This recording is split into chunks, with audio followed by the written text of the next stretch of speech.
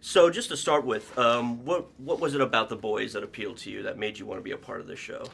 I think I just had to read the sides for the audition, and as I'm like, this is it. I want to, I like this character. It's like I can do something with it, and then I read the script, and Seth and Evan are involved, and that was it. I wanted it from the jump. So I felt the same way. Yeah, pretty much the same way. Once you read the sides, and when I got my hands on the script, I was like, oh yeah, this is going to be a monster show. Yeah.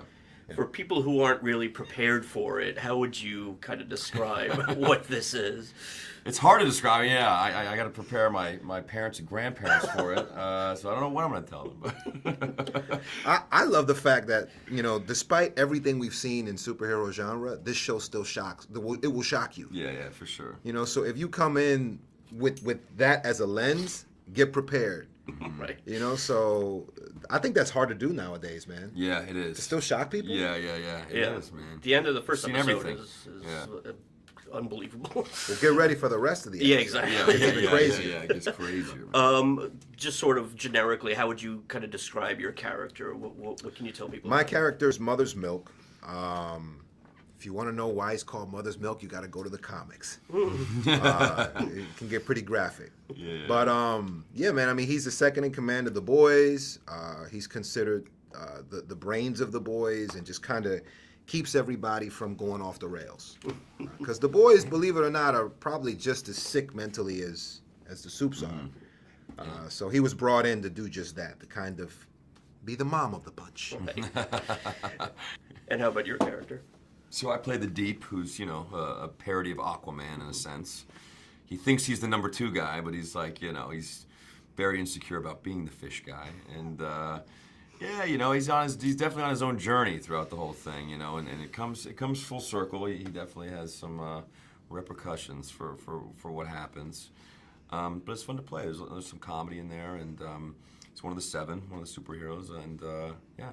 For a show that's so kind of dark but also kind of funny, what is the atmosphere on set like when you guys are shooting? Is it just so much fun? Well, maybe. Yeah, it's funny because it's almost like 2 different movies. Like what he's doing over there, the boys are in their own world, right. and for me, it's even more my own world. But for me, it's a lot of. It's been a lot of fun, like excitement on set, a lot of collaboration. Everyone's like, best idea wins, and sort of never had that. So it's been a lot of fun. Yeah, for us, we're shooting in like some really nasty, disgusting like places, and they're hot and dirty, and you leave there looking like you were shoveling coal.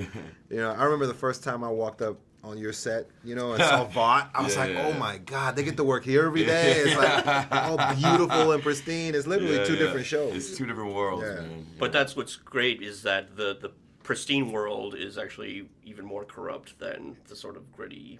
Exactly. Yeah, it's a good juxtaposition. Yeah. So it's awesome. And what do you think people can expect as the series goes forward? How do you prepare people for this? I think it's good because we get new characters like every episode on their side, and you also get to see, even like Homelander's, psychotic personality come out. There's so many characters. It's good to see the development and all that, and I mean, and obviously the storylines get a little bit crazy too. So they did a really good job with it. Yeah. Yeah! Tell me what I want, what I really, really want. So tell me what you want, what you really, really want.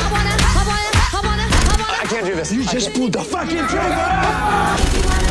Sorry!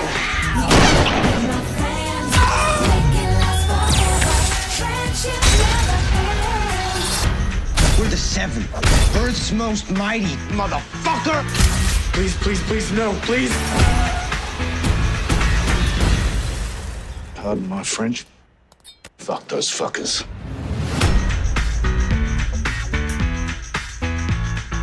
If you wanna be my lover.